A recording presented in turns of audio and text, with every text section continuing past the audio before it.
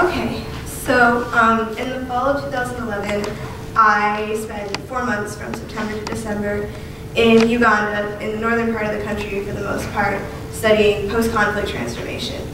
I'm sure you guys have all seen the Kony 2012 video that came out and was super viral like a year ago. And that's essentially the conflict I studied, except in like a broader aspect. But to give you just a sort of background, the region that's highlighted in red here, that's northern Uganda, in terms of like districts and things like that. Typically, there were 2 districts that were mostly affected, so Kitgum and Gulu, which are more at the top of the country bordering Sudan there. The sort of conflict began in 1987 and when Yoweri Museveni overthrew the previous government, came to power, and the resistance formed in the north to sort of oppose his rule because they were, the Acholi, who typically live in the northern part of the country, were fearful of a continuing sort of trend of discrimination, which historically has always been going on in the country. So the insurgency basically went on for years and years and years and years. It reached a height in the mid-90s, and then again in the early 2000s, especially from 2004 to 2006, when the second series of peace talks in Juba were going on. So people were living in villages and experiencing raids from the LRA. Their children were being abducted, they were being killed, their whole villages were being burned to the ground, their crops were being destroyed. But at the same time, the national government was deciding that in order to sort of protect their citizens, quote unquote, they were going to take all these people from these villages and bring them together in these IDP camps. So the Acholi were faced sort of with 2 decisions, to either stay in their homes and be victims of the LRA, or leave everything behind and go to these villages, or these IDP camps, and sort of be a more condensed place to also be attacked by the LRA. So there really wasn't much of a choice. So what you have is these massive, massive IDP camps with upwards of like 30,000 people in them. And the government didn't really have any way to support those people. And then again, due to the sort of historical prejudice against the Acholi, they weren't really willing to help them out.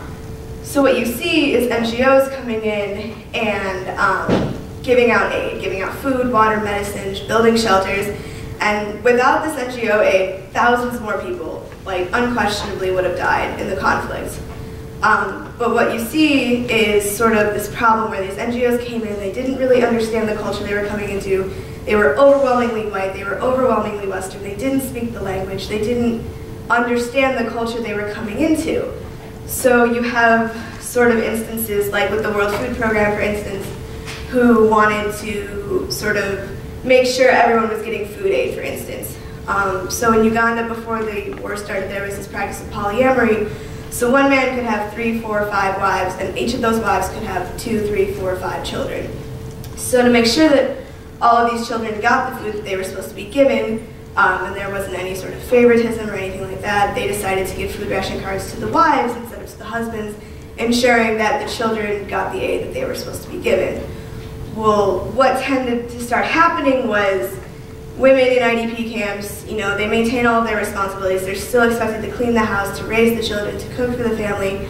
And now on top of that, they were receiving all this NGO aid directly. Meanwhile, men in these IDP camps, their entire roles were being usurped, essentially. There was no work, there were no jobs, and these men were used to providing everything for their families. They were the breadwinners.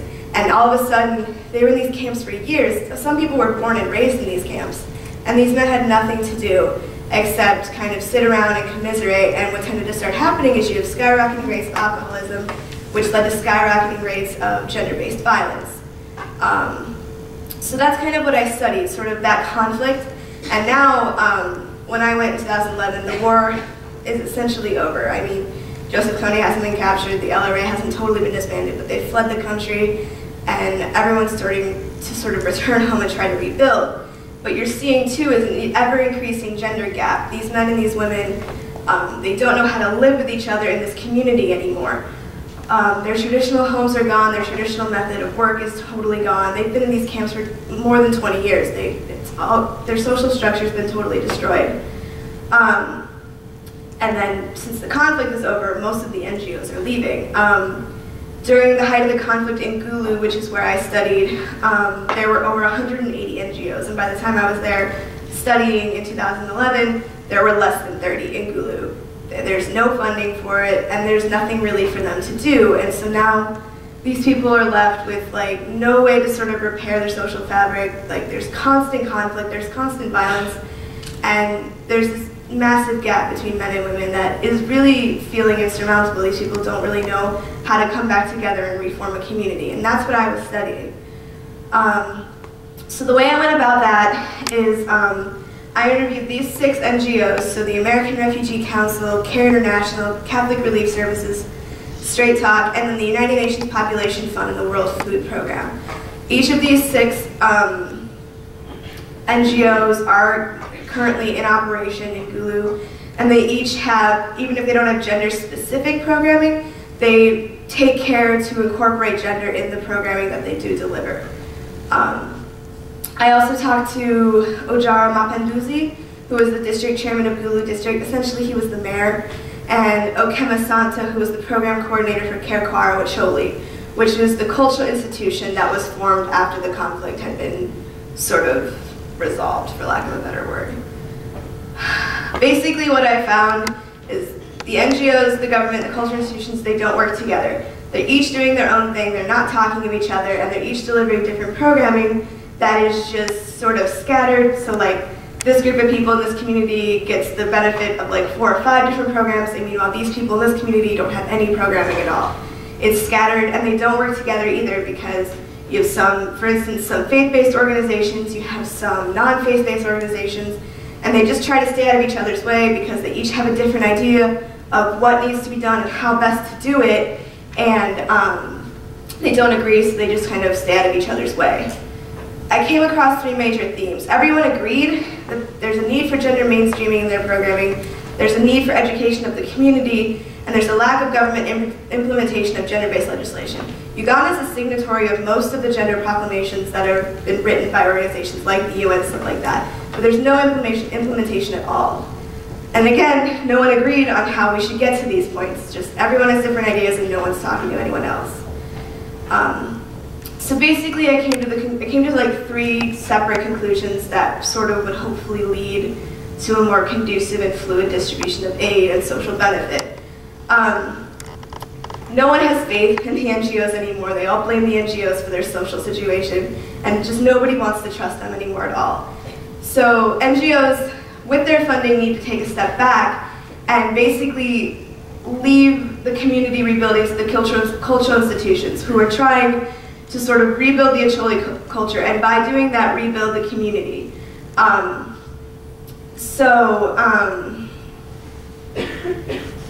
There's that, and then the cultural institutions, they are going out in the community, they are talking about, you know, why you shouldn't beat your wife, why you shouldn't do this, why you shouldn't do that.